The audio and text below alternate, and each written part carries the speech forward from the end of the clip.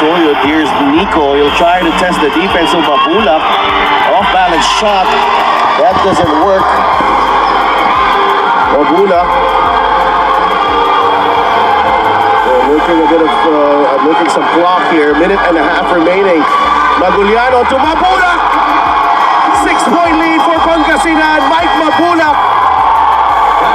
coming alive in the second half. And Nico Pangasinan failed to go down. Yeah, hindi siya nakabalik. Halos 10 segundo siya. What a sa pass. baseline. That's because the Heat Waves had all the advantage, 5 versus 4, for about 10 seconds for this play. Kaya napilitan, tumawag na timeout. Ito si Coach Alex.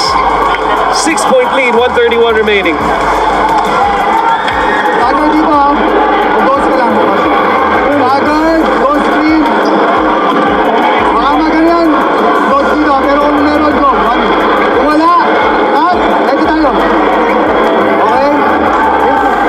Hindi na, quick yun. Quick two.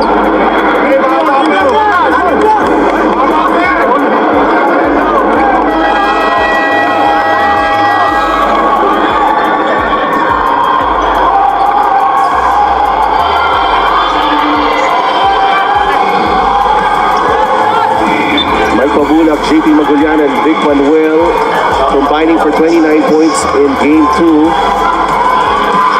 They've been superb here in this do-or-die game.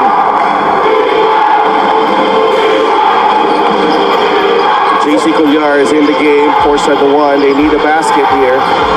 AC Soberano, Wamar not involved again, but Gamboa cuts the deficit to 4, 81-77. At that time, the empty corner happened on the right side of the floor, and you're right, Omar didn't even touch the basketball that time. San Juan able to score with that short pop by Gamboa.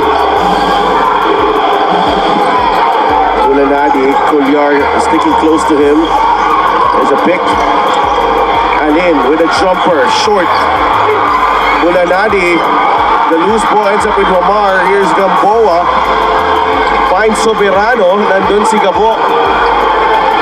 Omar arrives for the 3. Good! San Juan close to within 1 after the 3 from Orlan Omar.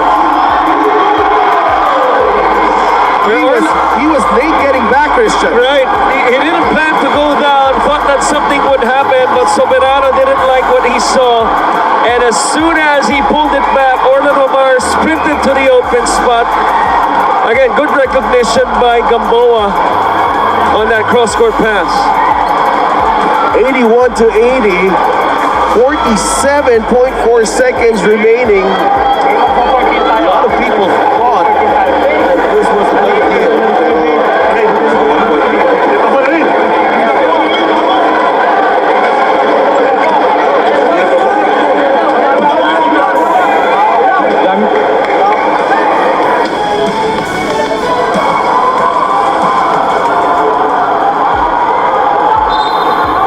Coach Gerson Cabildes with perhaps his most important timeout of the season.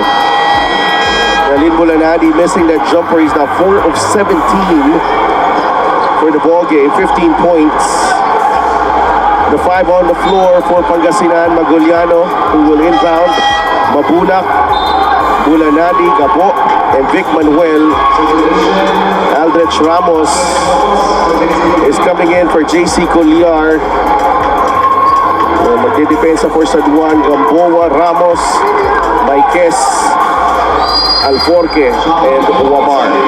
14 on the shot clock. With this possession right here with 14, assuming there's no offensive rebound, babalik pa ang bola sa Pangasinan. What's important for San Juan is that even if Pangasinan makes a basket, importante hindi 3 points. Manuel, the turnaround shot! He gets the bounce. And Pangasinan will also get the ball back. Right. And I like what Coach Jerson did. Sometimes you do not have to overthink things. You just gotta go to your main man. What I like about the adjustment is that they flipped it to the right side of the floor. Halos lahat ng posting niya sa fourth quarter sa kaliwang bahagi. Ngayon, nasa kanan siya. He can use his left shoulder and go to that turn on that side of the floor.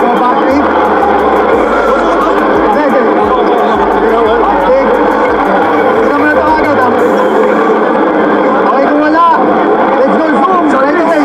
Zoom, kay Rami. Then bigyan mo ito ng play. Bigyan mo ito ng play si tapos dito.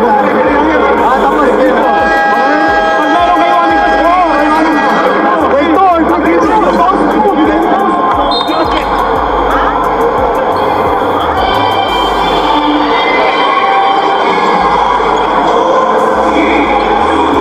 What do you make of that timeout from Coach Alex, Christian? Well, I heard a zoom action right there. I'm gonna expect it to be for Orlan Wamar because he's the only guy that can draw two defenders.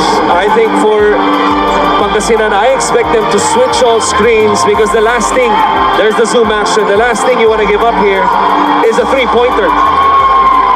Marquez, the fake, the three, no.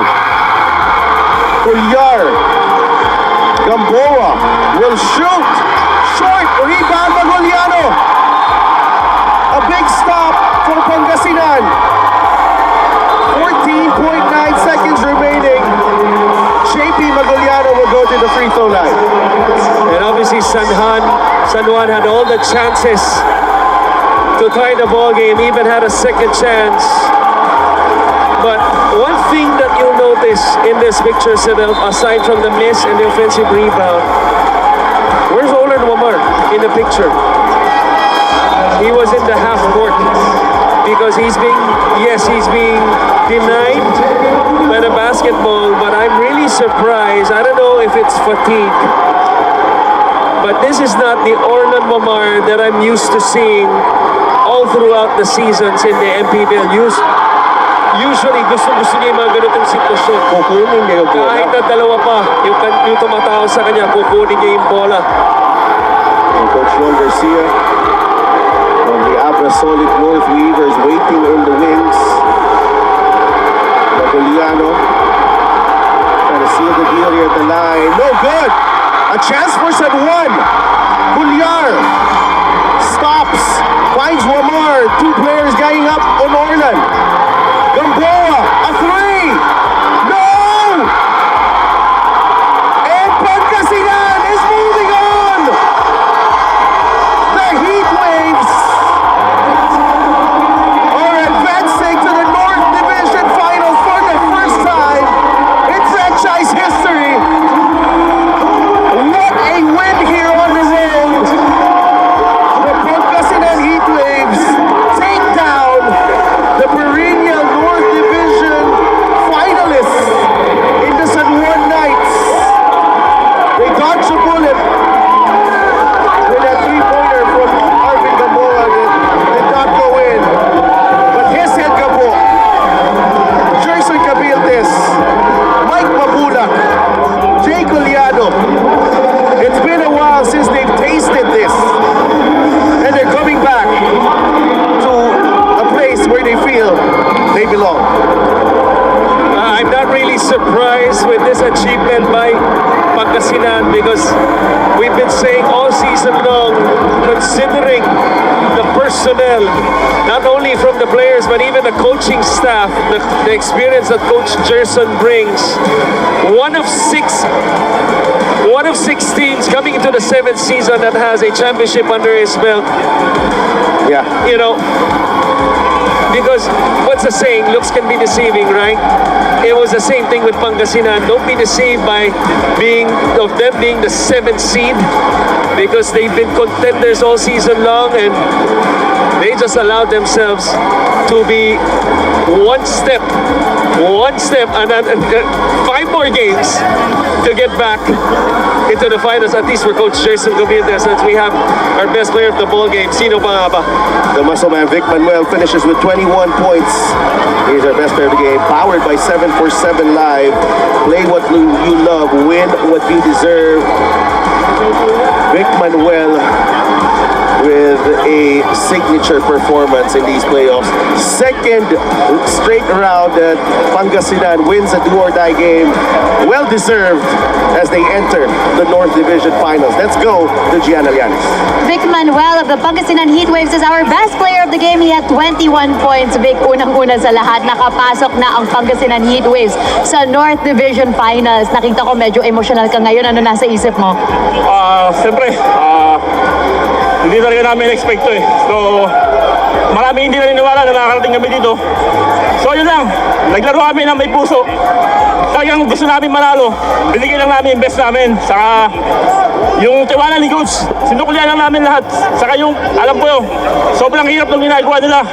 Sa scouting, sa practice, talagang tinututukan nila kami. So, dedicate